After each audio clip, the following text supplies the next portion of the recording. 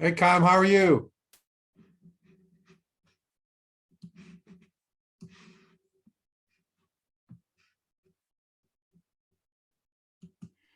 Sorry about that. I had my mute on. I'm having a conversation. Nobody can hear it. Yeah, How are, that's my normal life. So oh, today's been one of them days. Good Lord. One step forward, two steps back. How are you doing? I'm doing fine, thanks. Good, Yeah, good, I'm, good, good. I'm I tried to record a bunch of the shows on Shop World Days. I'm trying to figure out how to edit. I got you. It's a big mess. It's beyond my skill, I think, for the most part, but I've got a few of them. Yeah, that was good. So what was the take on it for the majority? I Just haven't been given any data at all. really? I've asked for it and they claim they're going to give it to me, but at this moment, the only information I have is whatever anybody shared with me Shared with you? Yeah. No, directly. it was good with me. I was tickled to death, and my wife, she says, you're like Santa Claus. You're taking a wagon full of boxes to the post office, and there was a line. Oh, I'm sure I was called a whole lot of things that wouldn't be repeated, but yeah, they weren't happy with me, but it worked out. So everything's in the mail, and it's all good, as far as I know. Now, supposedly, when those get scanned, you'll get your money. Yep, yep. When I went back and checked in, they said that everything had been that there was no outstanding shipment. So yeah, I think we should be good. And I'm not, like I say, I wasn't worried about that aspect of it. I wish we'd have had a conversation. I know everybody was focused on trying to get it done, but the back end of it after it got done with the thank you videos and what the prompt was after that, because I didn't do that, and I need to, or I want to do that for the next moving forward. Let's put it that way. Yeah, So, yeah. I don't have but access to any of that stuff. I don't have access to those consoles that you guys see because I'm not a seller. right, Um, so I can't be much help. But I assume Alex, if he's still yeah, alive, yeah, will help us. he would. I haven't reached out to him yet because I'll be honest with you, I had a show this weekend and I wasn't. I thought I was prepared, but yeah. So now I'm scrambling this week because I've got two events for this week that we're definitely not prepared for, because this past weekend was a sellout of so many different things. So Wow. What are yeah, these good. shows where you set up like a table and people come by, or how does it Yep, work? pretty much like that. It's pretty much a farmer's market, but it's a holiday pop-up event. Um, we've got a farmer's market this weekend in Archdale, and I figured I'll try to go catch up with John and Craig when I'm over there. And then we've got one in Clemens on Sunday afternoon. So, but yeah, Where is Clemens? Where's Clemens? Clemens is near Winston. It's kind of like the outskirts of a Winston Salem. I So, see.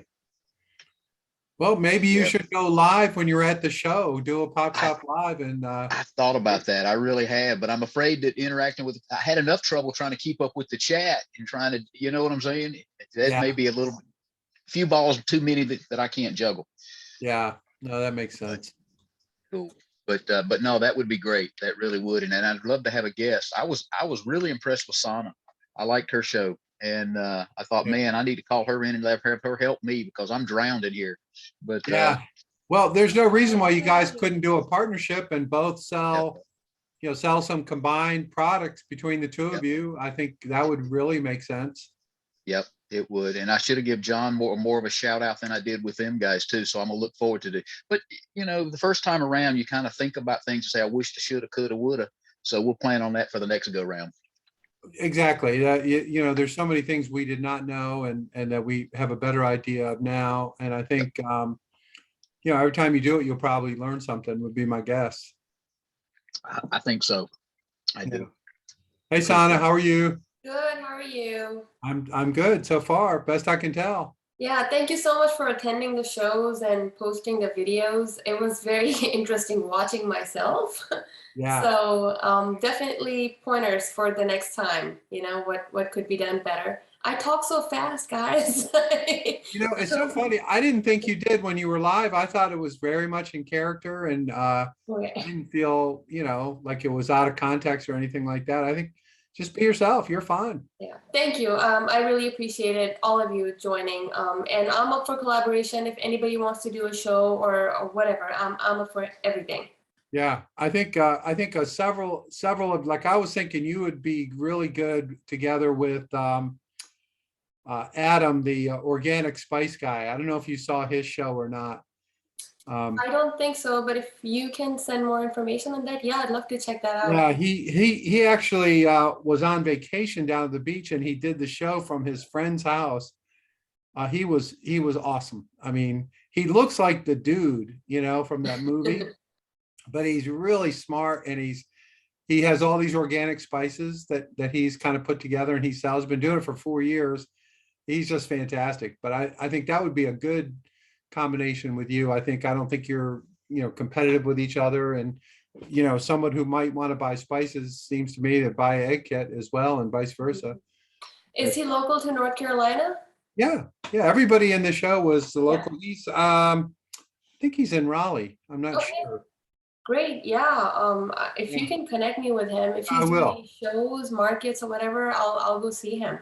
Yeah, So- you'll like him. He's got a master's from Wake Forest, an MBA from Wake Forest, and a undergraduate engineering degree from NC State, and worked for GE for 15 years.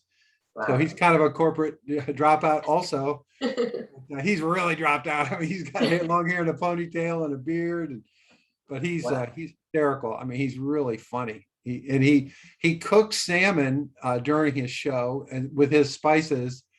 And then he started eating it, and he looked at the camera. He goes, "You don't even need teeth to eat this," which to me was one of the greatest lines of the day. You That's don't even need. impressive. He cooked salmon, and I could barely get the omelet done. I'm like, we should have flipped it, guys. He was cooking salmon, and he cooked something. Oh, he cooked chicken Oh, that's on awesome. his show, and he was only going to be live for an hour. He ended up being live for 3 hours, and starting at 11 in the morning. So he started.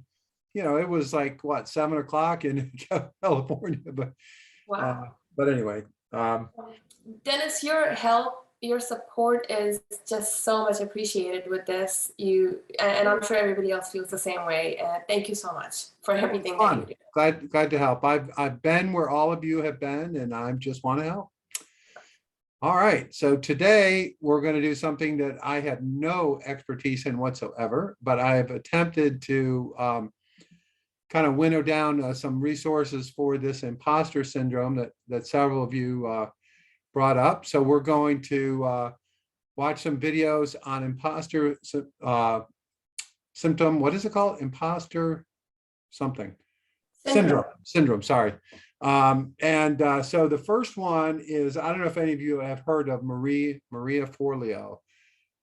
She is, you'll see what I mean when you see her. She is really good. And she talks about how to overcome the syndrome and how to stop feeling like a fraud. So we'll start with that. These are just like 10 minutes long. They're not real long. And hopefully it will be helpful. So hang on and we'll give it a try.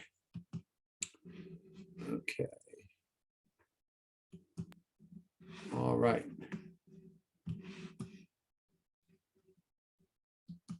Grab your headphones now.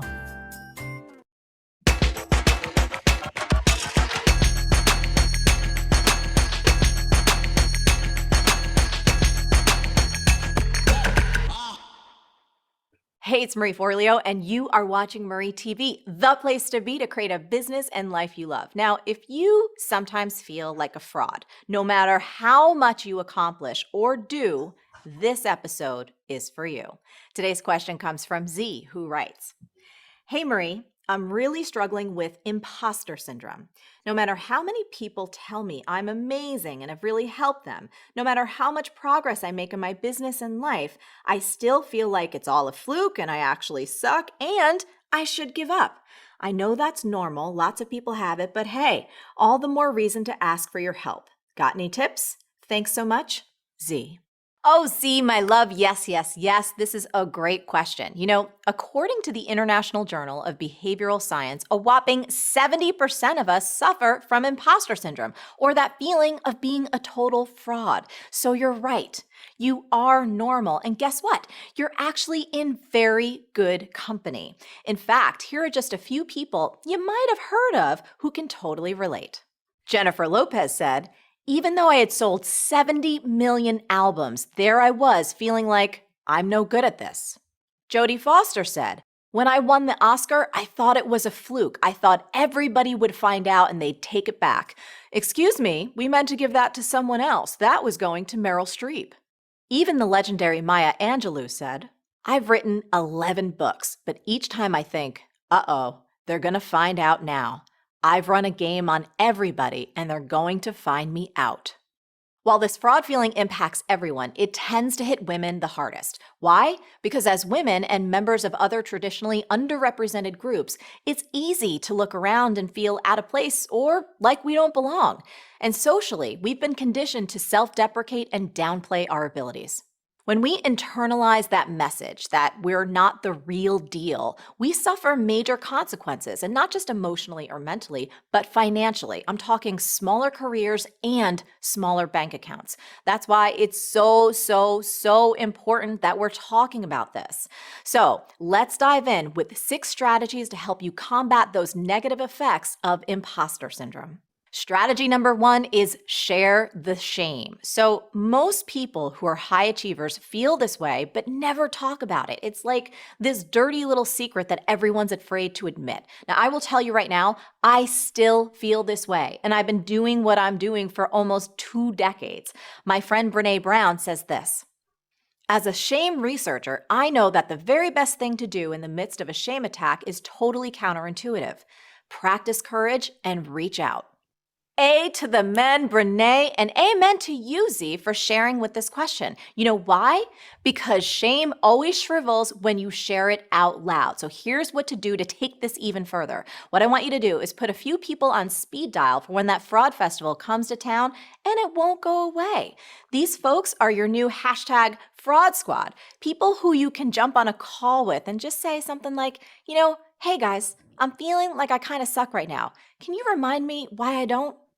Now, naturally, you should be willing to return the favor. You want to be that person who's always lifting others up and reminding them of how great they are, especially when they can't see it for themselves. Strategy number 2, shine your light out, not in. Now, I did a whole episode about this idea that you should watch right after this one, and I will put a link below. But here's the flashlight method in a nutshell. Z, I want you to think about your attention, your mental and emotional and spiritual energy as a flashlight. And that flashlight can only shine in one direction. So in any given moment, that flashlight is either shining in on you and how insecure you are and how much of a fraud you feel like, or it's shining out where your attention is on your customer, what they feel and what they need and want, and most importantly, how you can help them. Now, here's the cool part. When your light is 100% focused on your customers or helping people, you've got 0 light shining in on you. That means you have 0 attention on your fraud feelings, which means they practically disappear. So the next time you catch yourself feeling like a fraud, I want you to remember that you're probably shining your light on yourself rather than directing it to where it can be most useful and most joyful, which is out on helping other people. Strategy number 3 is start a hype file. Now, you may have heard of a swipe file, and I'm suggesting that you start a hype file. This is a place where you can keep a running list of compliments and thank yous and any comments from people who've shared how you've helped them. So the next time you're feeling like a fraud, all I want you to do is open up that hype file. Marie is a living miracle. If loving Marie is wrong, I don't want to be right.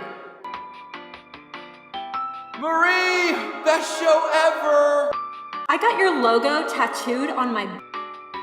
You inspired me to start a business. You inspired me to start 10 businesses. And let them remind you that yes, you are the real deal. Strategy number 4, track your successes and your stumbles. So 2 facets of imposter syndrome are that 1, we don't internalize our success, and 2, we are terrified of making mistakes. That's why it's really important that you start to keep a list of both. So, for example, every year I do a year in review. I write down each year's successes and my stumbles, and most important, what I've learned from them all. So, this way I have this very factual list of what I've accomplished and the mistakes I made along the way. And I can see that not only did those mistakes not ruin me, but they help me get stronger and they help me get better, which makes me less afraid of making more of them in the future. We did a whole episode on this year in review process too, so that link is also below. Strategy number 5 is get a go-to mantra. So this strategy involves making up just this little phrase that you can say to yourself in those clutch moments, either when you're about to go into a big meeting or when you just need to sit down and do your work. Mindy Kaling, whom I love, suggested this as a motto. Why the f*** not me? And she's got the book to back it up. Now, I have to say, I've got my own version that I pull out when I need it every once in a while, too. You're Marie f***ing Forleo. You got this, bitch. Okay, say it back. You're Marie f***ing Forleo. You got this, bitch. Yeah, you do. Chest bump. Now, a little science note here. When it comes to motivational self-talk, research shows that talking to yourself in the third person can help you actually feel less anxiety and perform better. So get yourself a go-to mantra and some bonus points if you use your first name. Finally, strategy number 6 is be humble. Look, the most accomplished and respected people in the world stay humble. They're curious, they're open-hearted, they're lifelong learners. Don't ever feel like you have to overcompensate for imposter syndrome by becoming an arrogant asshat know-it-all. Not only do you not have to know it all, but you become extra trustworthy when you say these 3 magic words. I don't know. You know, I consider myself a forever student, and I happily admit when I have no idea what something is or how to do something. But you know what? Everything is figure-outable, so not knowing doesn't make me a fraud, and it doesn't have to make you one either. And there you have it. 6 strategies to help you overcome imposter syndrome. Z, that was my A to your Q, and I really do hope it helps. Now, I would love to hear from you. So we've got a 2-parter today. First, have you ever felt like a fraud? If so, I want you to shout it out in the comments below. We need to strip the shame attached to this feeling and humble. They're curious, they're open-hearted, they're lifelong learners. Don't ever feel like you have to overcompensate for imposter syndrome by becoming an arrogant asshat know-it-all. Not only do you— So anyone want to comment on what Marie was talking about in her video? Was it helpful?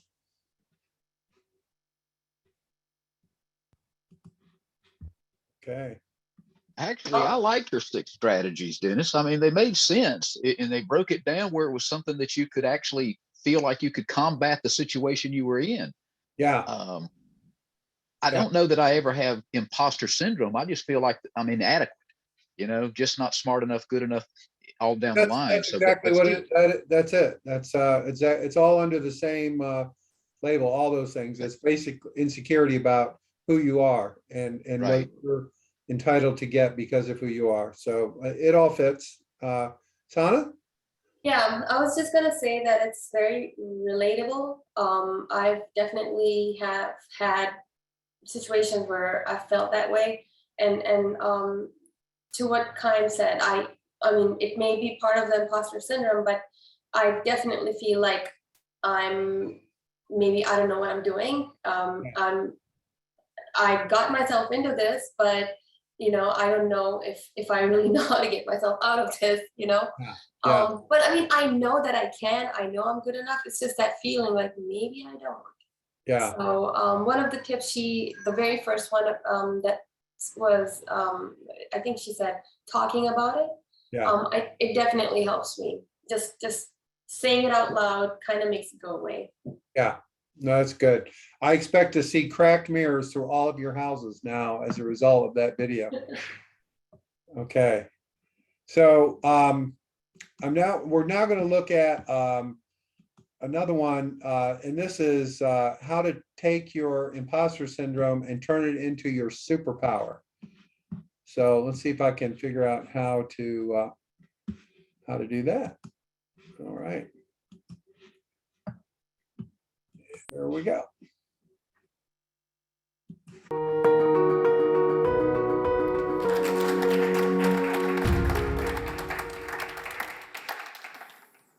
Have you ever found yourself in a situation where you think, I'm just not good enough to do the job at hand? I've got no idea what I'm doing, and I'm about to be exposed as a fraud. That people are on the verge of finding out you don't deserve any of your achievements. You're a phony. Maybe it happened to you on the first day of a new job that you weren't expecting to get. Maybe you've had a callback after a big audition. Maybe you've joined a knitting club and all you've managed to knit successfully is a wonky-looking scarf. It could be that you've invited some friends round for dinner and you're not sure that your cooking skills are up to snuff. It can happen anywhere. This feeling has a name. It's imposter syndrome. I'm going to talk to you a little bit about my battle with imposter syndrome, from the days where it used to completely cripple me to today, where I view it as my superpower. It's ironic talking about imposter syndrome in a situation like this, because let me tell you, standing here is a great way to get your imposter syndrome going, full speed.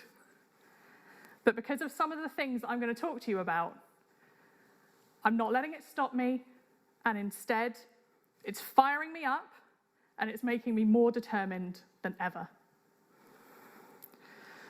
As we're talking about resilience today, I have to tell you, I still feel imposter syndrome. It's not something that you can get rid of, but you need to understand how to manage it. We are all up against enough external obstacles when it comes to succeeding in the workplace. If you're an ambitious person, things are going to get in your way all the time. But as soon as we start to do well, imposter syndrome sits there in our own minds and it says, you're not good enough. You don't deserve that. People are going to find you out. But we're not alone, people who feel like imposters. Some of the people that I look up to the most have told me stories about imposter syndrome. In fact, on my first date with my husband, we bonded over a shared disbelief that we were doing quite well in our careers.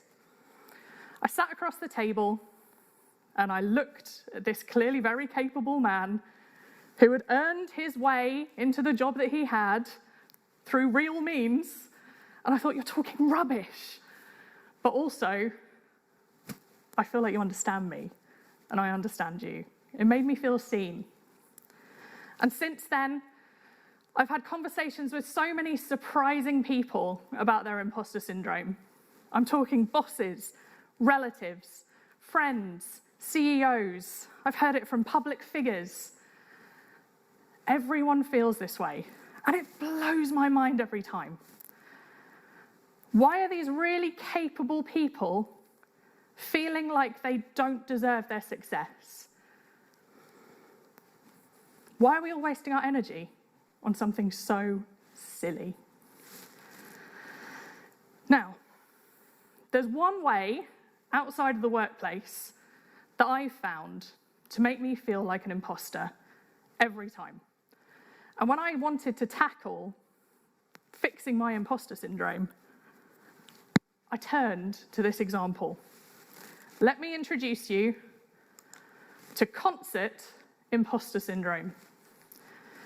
We're about to enter quite a lengthy analogy zone here, so bear with me. I'll paint you a picture. I am really excited because I've booked tickets to go and see one of my favourite bands in concert. I've loved this band for a while. Some of my favourite songs are their songs. I tell everyone I know the day before that I'm going to this concert. I arrive at the venue, I am buzzing. I can't wait. I find our seats. We've got incredible seats. I'm going to be able to see the whites of the lead singer's eyes as he's singing songs that I've heard for years. This is super exciting. I sit down. I sit through the support act. It's never the best bit. Clap politely. And then the band come on, and I lose it. We're immediately out of our seats. I'm jumping around, singing along. They've opened with some of their biggest hits.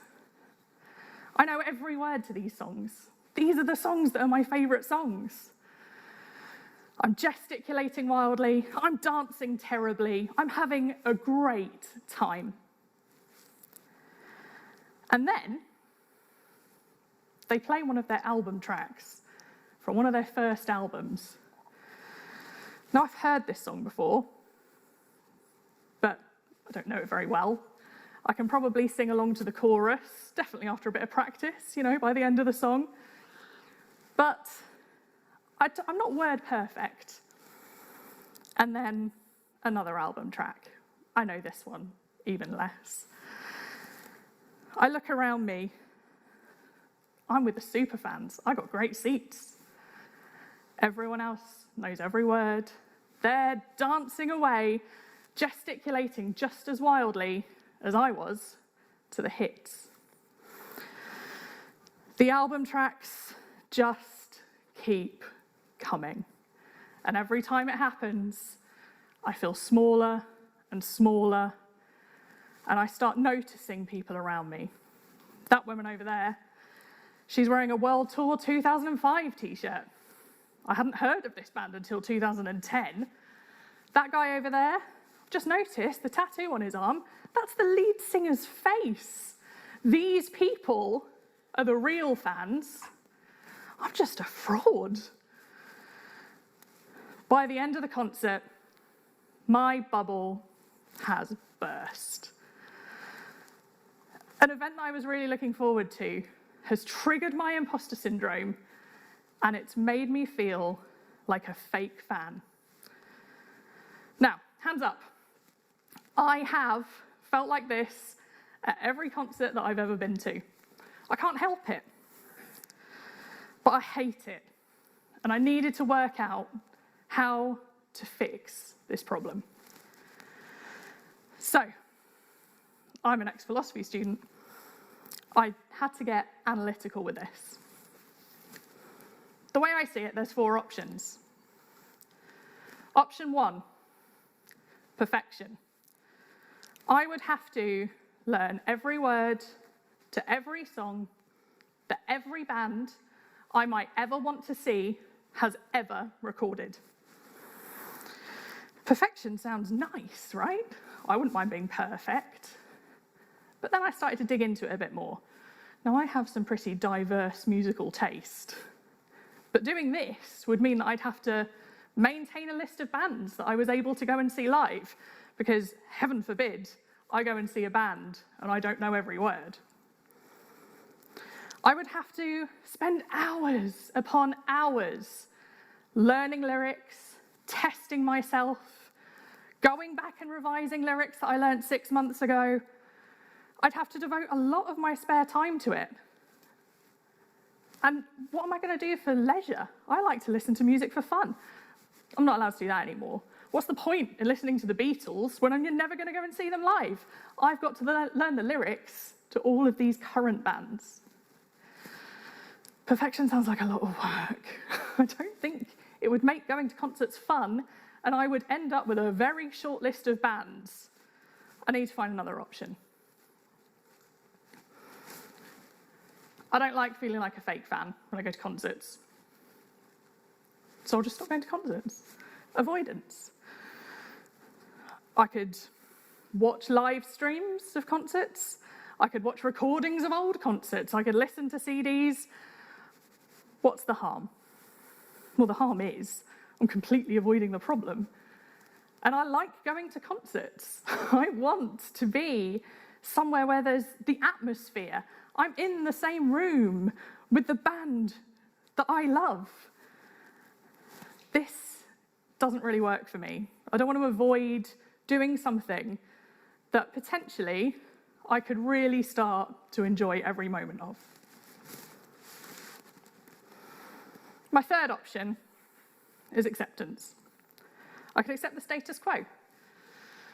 I could feel the imposter syndrome, and I could go anyway. This is a problem I'm trying to avoid. This is where I've been for years. For years, I've been going to concerts. For years, I haven't known all the words. And for years, I felt like a fake fan. This is not an option for me. Option 4. What if I turned it all on its head? What if I embrace the experience, I enjoy myself, and I see it as an opportunity to learn? So I could look at concerts as a place where I'm incredibly lucky. I'm in a room with some very talented musicians who I've admired for years. They're singing songs that they wrote to me in the audience. I'm surrounded by their superfans. I'm watching a band who has superfans. I'm really lucky. And if I want to learn more about this band, is there a better place to do that than right here? If I hear a new song for the first time, played live by the people who wrote it, is there a better place to hear that song? This feels like it could be an opportunity for me to learn and to grow.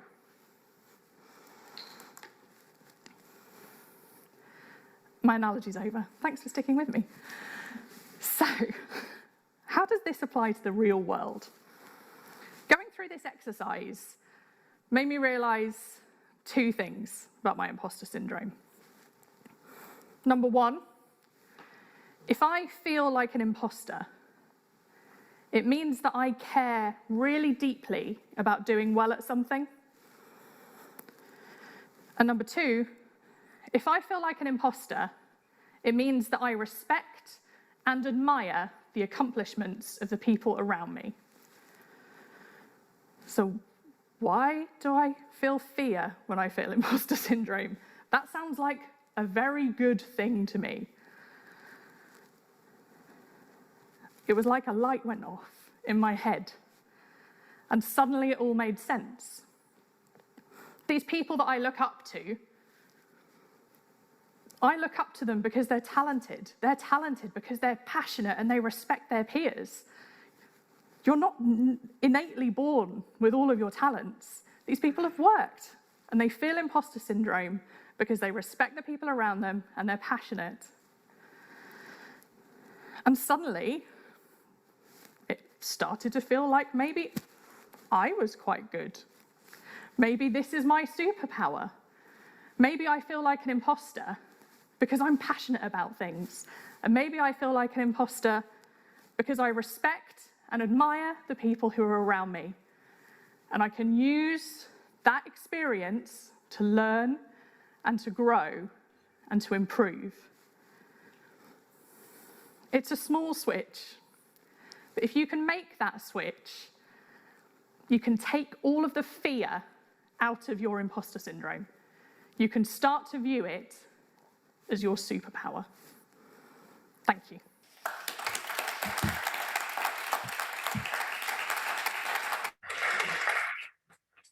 Okay, hold on 1 second here.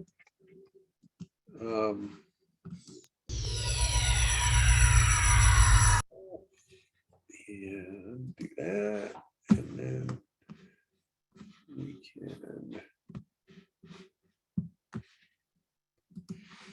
Okay, there we go. Any thoughts or comments?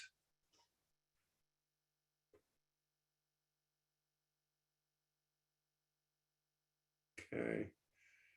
Well, I'm not sure I'll go to any more concerts, but I never thought the band was making songs for me, I must say, but you know, that's just me. Okay, well, I'll post both of these URLs in the Facebook group, and for those of you who want to follow up on it.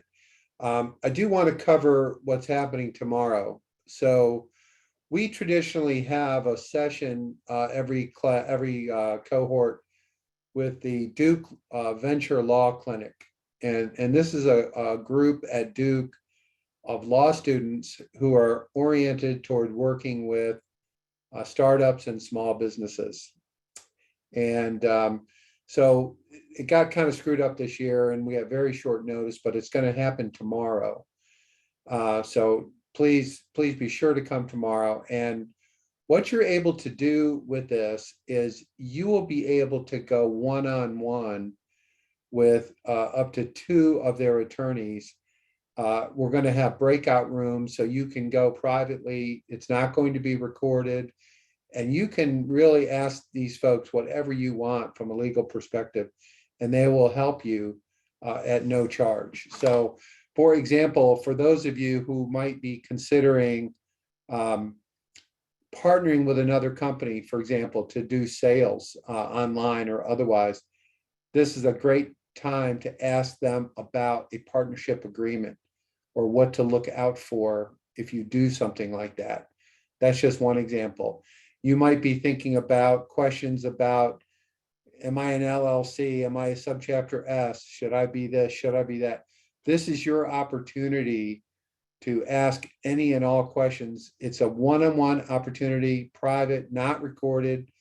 No one will be listening in except you and the lawyers that you talk to.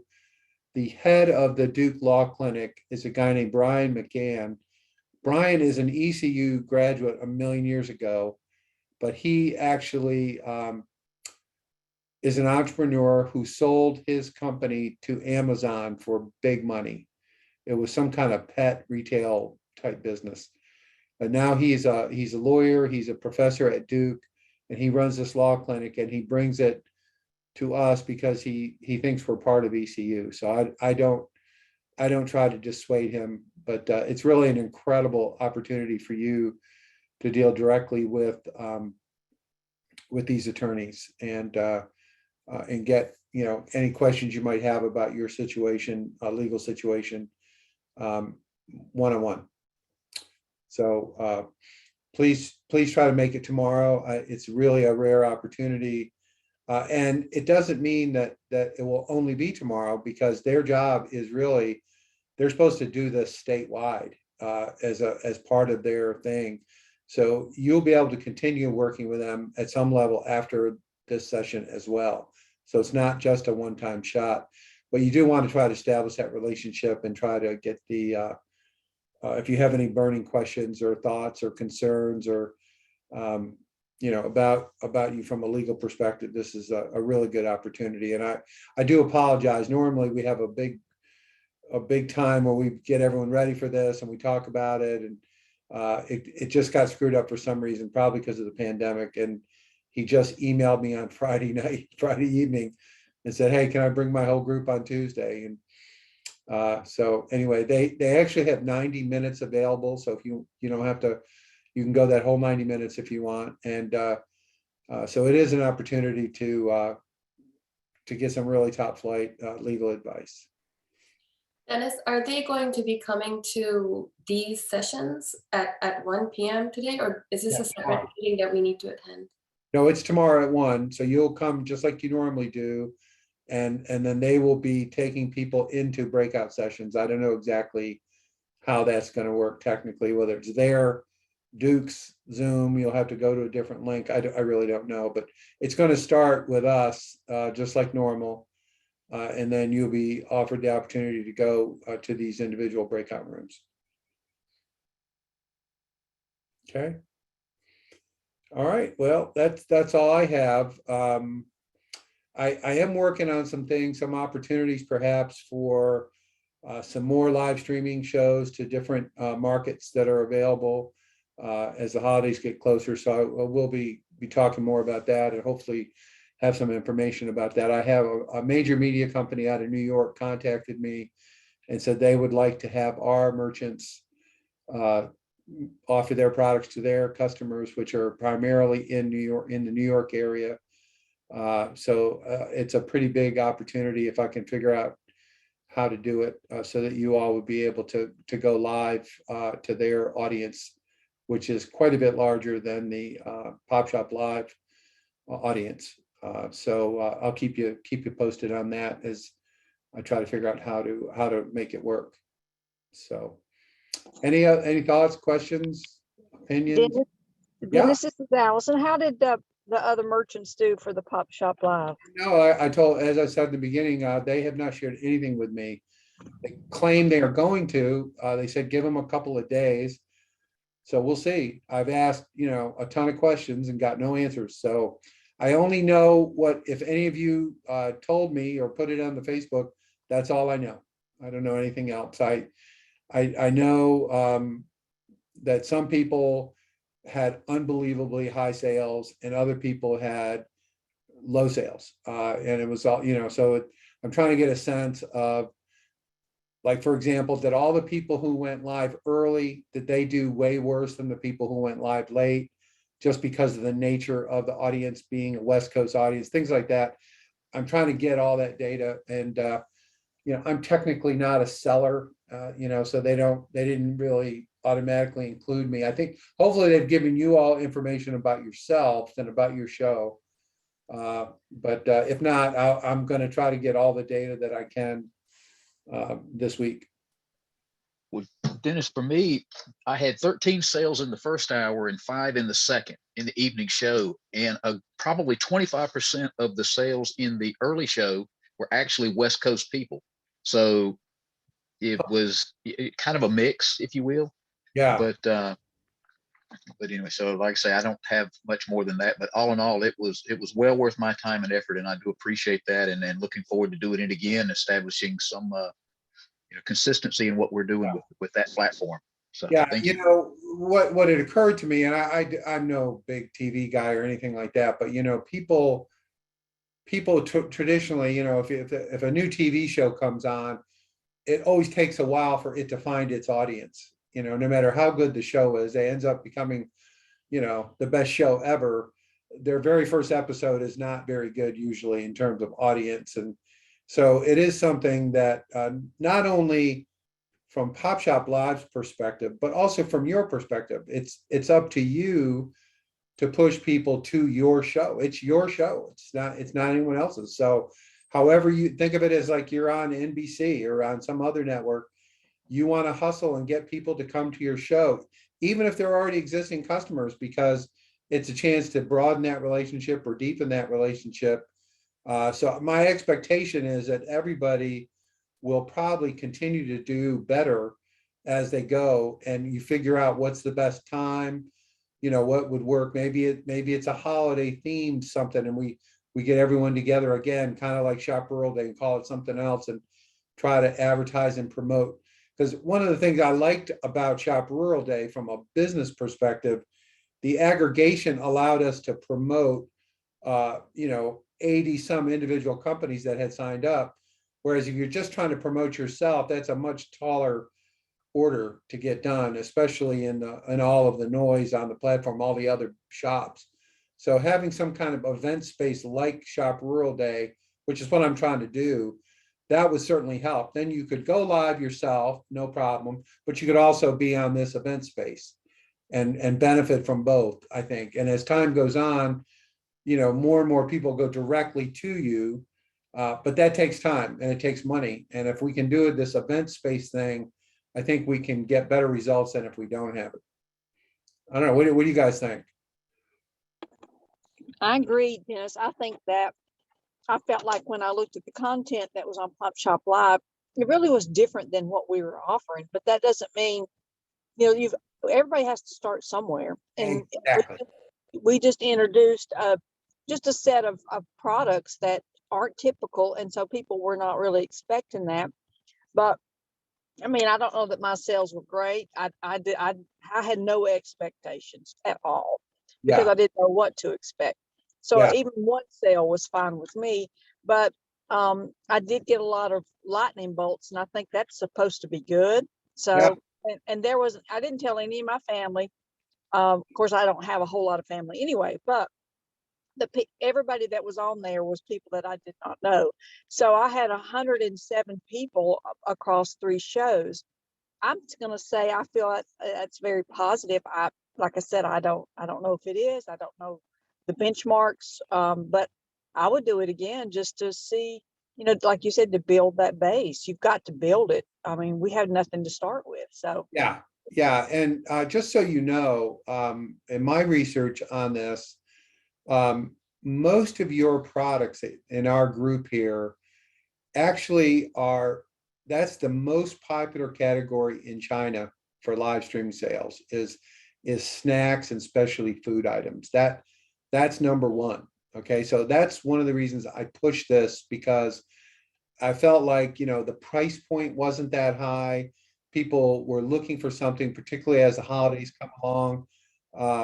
So I think we have the product market fit potentially here that we can develop. And now to me, it's a matter of figuring out what time of day makes the most sense. And as the holidays come on, I actually expect the audience to build pretty significantly, because I think Pop Shop as a company is really aiming to the holidays as a big deal for them.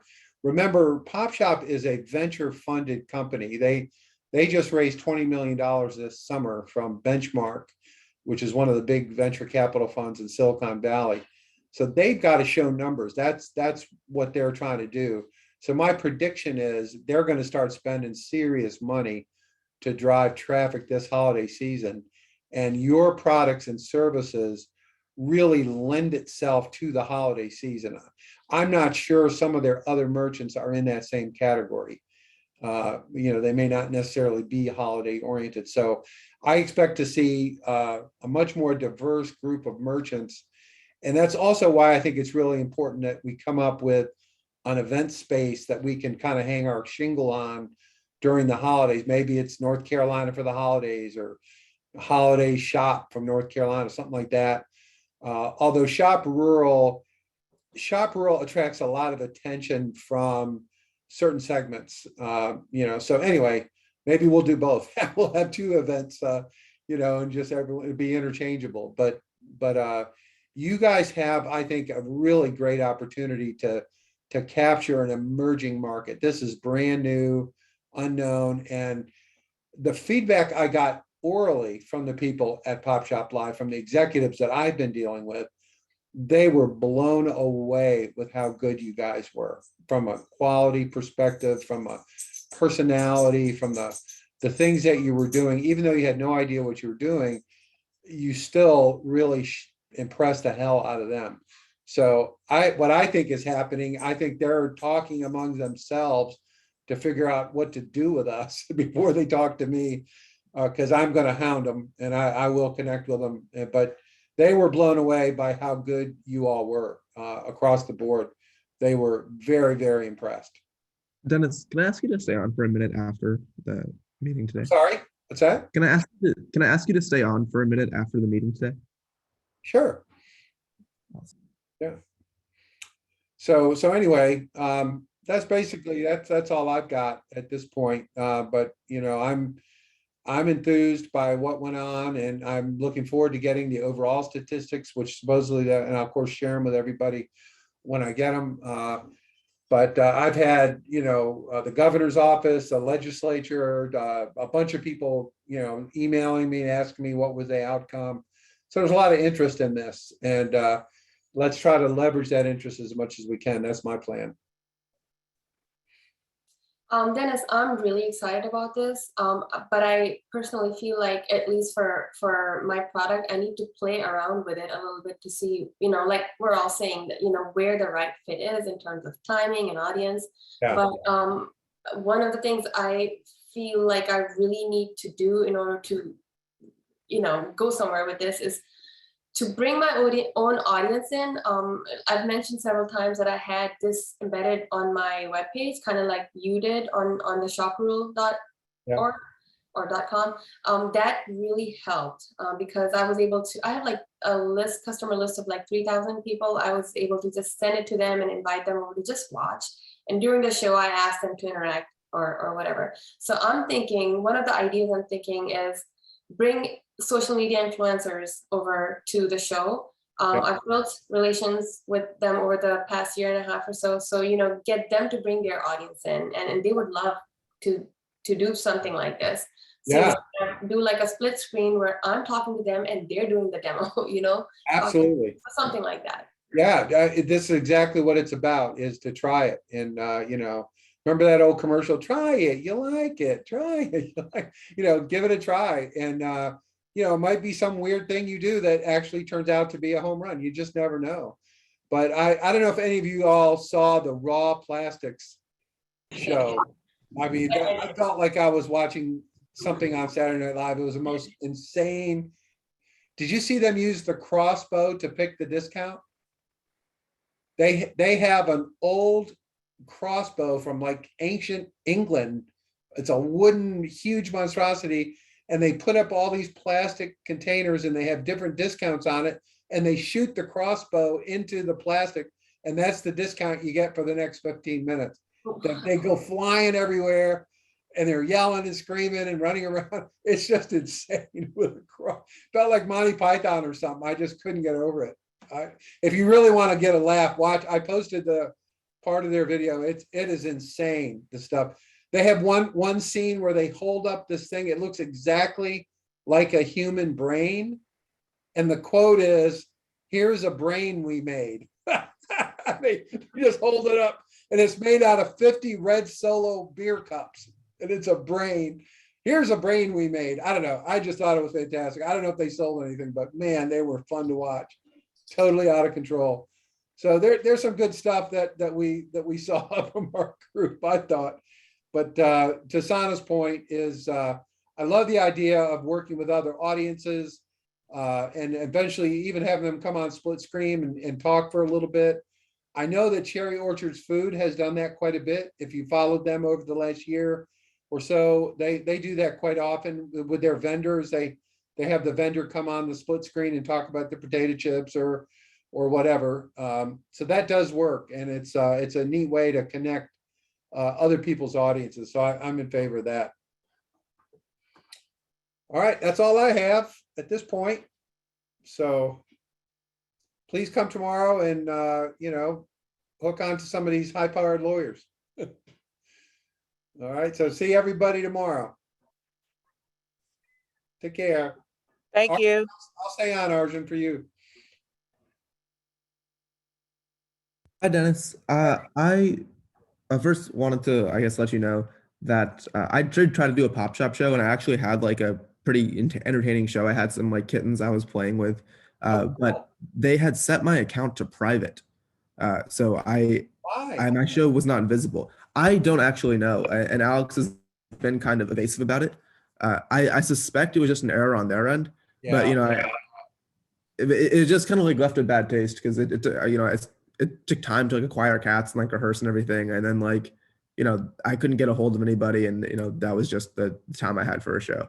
So I guess like first I wanted to let you know about that, and as a result, I don't really have like a great feel as to whether or not like a live streaming kind of show might work for my product, because there was kind of a question about that, and we just got like no data from that. Yeah. I did want to kind of ask though, are the other kind of, I guess, events in the incubator program going to be similar kinds of things? Because as like, if let's say the next one, like I try it and it doesn't work out, I'm wondering if a kind of self-study route makes sense for me through this program, just kind of watching the Techstars videos on my own, kind of like moving through the curriculum that way.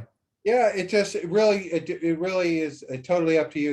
You're free to do either way. You may find a topic of interest and you can jump on, but if it's not, you can.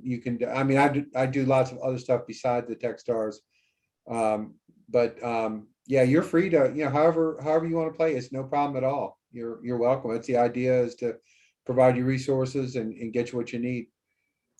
Awesome. Are there any like events planned or on the horizon that you think might be like because the market I'm going after is like organization owners and organization leaders. Um, are there any events that like might be better in terms of product market fit for that? I don't know what to tell you. I don't have any other events planned. In fact, this is the first time I've done any event at all. Gotcha. 1 year I've been doing this because I'm so convinced that the live streaming makes a lot of sense for a lot of merchants. Maybe not for you. Maybe yours is maybe more something like a conference of city managers, for example, or organizations, by industry, where you could go and be a exhibitor. And there may be some virtual ones. I don't know. But you're looking real. You're almost more B2B than you are B2C. You're not really looking for end user consumers. You're looking for organizations who can kind of use your tool, right? Right. Yeah, so that's really more of a B2B play. So I would say we're probably not a great fit in that sense. We do have a fair number of organizations, as you can tell from our sponsors of the Shop Rural Day. Any of those organizations, if you want to look into them and see if there's something there, like the electric co-ops, that's an organization, they were sponsors. Any of those groups, if they turn out to be good for you, I'm happy to connect you with their senior people. Electric co-ops?